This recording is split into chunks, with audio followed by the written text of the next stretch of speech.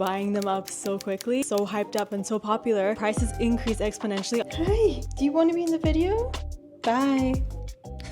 Hi friends, how are you today? My name is Zabs and I love all things fashion and handbags. I was recently asked to do a review on my vintage Bottega Veneta Intrecciato bag, and I'm still not sure if I'm pronouncing that right. I will do my best throughout this video. I was really happy to be asked this question because when I was getting this bag, I barely had any point of reference for it because, as you may know, buying vintage secondhand bags is not the same as just hopping online and checking out prices and sizing and everything. Information varies. People aren't always forthcoming with all the true information. I wanted to do a comprehensive review talking about the pricing that these bags come in, their sizing, the leather, where you could buy it, and also I wanted to talk a little bit about the wear and tear on these bags. So let's get right into it. First things first, I don't exactly remember when my obsession with this bag started, but I do remember sometime after I got TikTok because that's when I started seeing this bag all over the fashion girlies, especially the Scandi style girls. They play with patterns and different designs. So I started kind of looking around on different resale websites to figure out what the sizing and the pricing of these bags were because I am about 5'5" and I felt like the bigger bag might be a little too large on my frame, so I wanted to make sure that I have the right size, the right colors, and I didn't want to buy one that was too beat up and worn. So I was looking all around. The places I mostly checked out were Poshmark, eBay, Vestiaire, and The RealReal, and I unfortunately was not able to find any good pricing at the time for these bags because, as you guys know, when something gets so hyped up and so popular, the prices increase exponentially online, even in the resale market. I was really not willing to pay close to the retail price of a Jodi bag for one of these vintage bags. So that's when I decided to start checking out Japanese Mercari through Bai, which is an app that international buyers can purchase things in a safe manner. I found this bag by scouring Mercari a lot. Because it was already getting so popular in North America and Europe, I feel like all the girls were just scouring all these different websites and buying them up so quickly. One thing to note about these bags is that because they're vintage, they're sort of named differently on various websites. Some places call them the Hobo bag, some places just call them the Bottega Veneta Vintage Intrecciato bag. I'm not really sure what the correct name for it is, but I would try any variation of those names so that you could find the right bag. I do know that there's a slightly different version of this as well that has a little bit more of a rounded bottom, and I feel like it has more volume inside. This one is a lot more flat. Like right now, it's sagging a little bit, so you can't tell, but when you lie it flat, it is completely rectangular and flat, unlike the Jodi bag, which is sort of like an updated version of this bag. The other thing to note is that the sizing is a little bit also different from the Jodi bag. These ones, I believe, do come in 3 sizes. I think there's a large, a medium, and a small, or it might just be the large, small, and mini. I don't really know what they're called. I have seen the mini one of this one, which looks a lot like the Bottega Mini Jodi, just without the knot that the Mini Jodi comes with. In comparison to the Jodi bag, I feel like this is a lot more worthwhile because the price of the Jodi bag is so expensive at this point that I don't really see myself buying it because I really like this version that I have. I do think that the shape of it and everything is really practical. The slouch of it is really good. Something I found really difficult with the Jodi bag was that the teen was too small to be worn comfortably over the shoulder,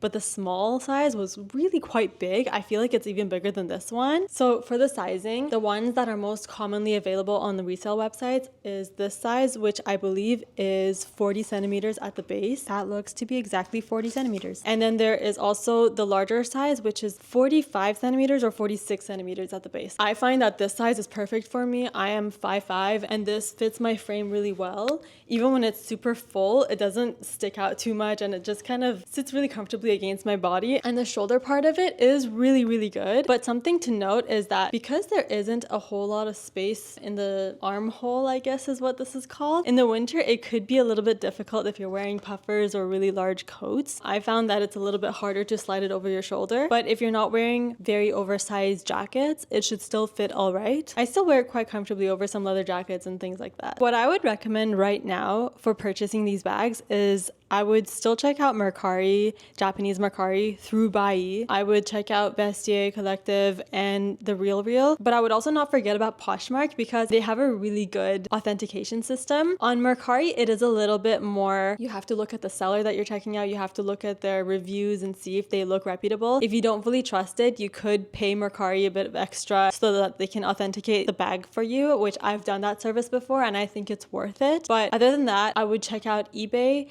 Poshmark, Mercari, and all those other resale websites. I found that it was a lot harder to look for these bags maybe a year ago, but the hype has died down a little bit. So if you're still obsessed with this bag, go searching for it right now because I think it's a lot easier to find. The prices aren't as hiked up as they used to be because those were really overpriced for a while. The price of vintage bags can sometimes vary depending on their inclusions. So I will show you everything that my bag came with. It came packed inside its original Bottega Veneta dust bag, and inside I was told that it came with its original mirror and one more thing I don't remember. So it came with its original mirror, which I don't really get it. This is a cute little quirk of the old ones that they came with this leather covered mirror. I've never used it. I just keep it inside its little envelope. And then the other one is the little care booklet along with, I don't know what this one is. It just says Bottega Veneta made in Italy 1 2 3 4 5 6 7 8 9 0. I'm not sure what this means, but yay. I don't even take these things out. I just kind of leave them in the bag. Don't pay attention to them. But I did appreciate that it came with its dust bag because if you're ever traveling, you want to protect the leather by keeping the bag inside of its dust bag while you're packing it. Firstly, can we just talk about the craftsmanship of the Italian leather on these bags? Pattern is so distinctly Bottega Veneta, and I know a lot of other brands have been starting to kind of copy this style. You can buy Bottega dupes basically anywhere, like they're all over Etsy and Anthropologie and things like that. I can't speak for the quality of those bags, but I do find them very pretty. So if you wanted a more budget-friendly version, I would say try one of those brands. What I love so much about this one is that the craftsmanship can really be seen and felt on these bags. Basically, the way this is made is by weaving lambskin leather to create the beautiful, intricate pattern that you see on these bags. It's an amazing everyday shoulder bag. I have used this so many times for traveling. A very, very good, low-key, understated, and low-maintenance bag. I can't state that enough because I feel like with a lot of designer bags, you really have to be careful with their structure and how you're treating it. But this bag, because it is so flat and malleable, you could fit it so comfortably into any luggage or carry-on and it wouldn't lose its shape. It wouldn't be difficult to pack or anything like that. And the other thing that I like about it is that it's quite large. It fits quite a bit, but at the same time, it's not a heavy bag. So any load that you're carrying is for the stuff inside, because when I'm putting it on my shoulder right now as it's empty, I barely feel the weight of it at all. Another great thing about this is that because the leather is so soft, it wears so nicely over time and creates this slouchy appearance, which on these bigger bags, it's quite a nice looking feature. I mean, I certainly like it. As for wear and tear, I would say that this has aged quite well. It was already vintage when I bought it, and on top of that, I've been getting quite a lot of wear ever since I purchased it, aside from some wear and tear on the corners, which I think are inevitable. No matter how careful you are with your bag, you're gonna set it on countertops and things like that. But other than that, it has kept its shape really, really nicely. I was a little bit worried because this is a textured bag. At the end of the day, I felt like some things would get caught on it, either clothes or jewelry or something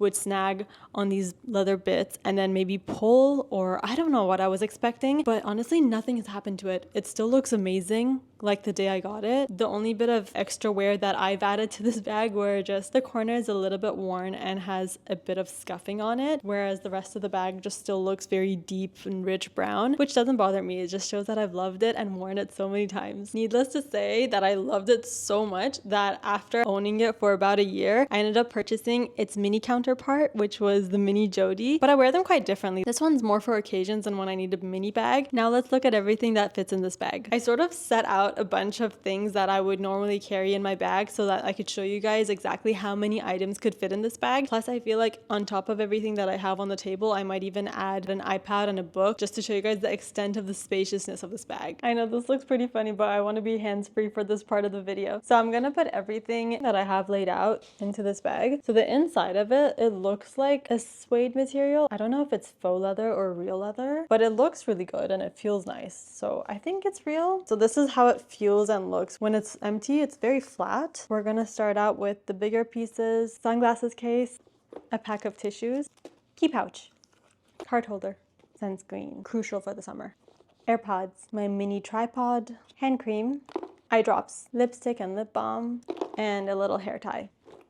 This is already feeling quite full and heavy, but if I show you inside, there's obviously still room for more. What I generally don't like to do is stuff it to its fullest potential because then I feel like it might lose its shape a little too much and I don't want to risk doing that. But I do think that if you wanted to, you could fit a book in here as well. Yeah, it fits. And then we just zip it up and then wear it. But as I said, I wouldn't really stuff it to this extent because I don't want it to look way too bulky and then also risk the leather getting a bit damaged. But if you needed to, you could. So this is how it looks when it's on me. Honestly, it is one of the softest and most comfortable shoulder bags. The way the strap sits over the shoulder is just very comfortable, very nice, and it never slides off. It's very good for an all-day outing. Anyway, that was everything that I had to say about the vintage Bottega Veneta Intrecciato bag. I wanted to just wrap this up by saying that at the end of the day, this is a designer bag and it is a bit of a splurge despite its vintage age and having been pre-loved. But for those of us who appreciate luxury and still want to be able to use it on a daily basis, I feel like this bag is the perfect mix of luxury and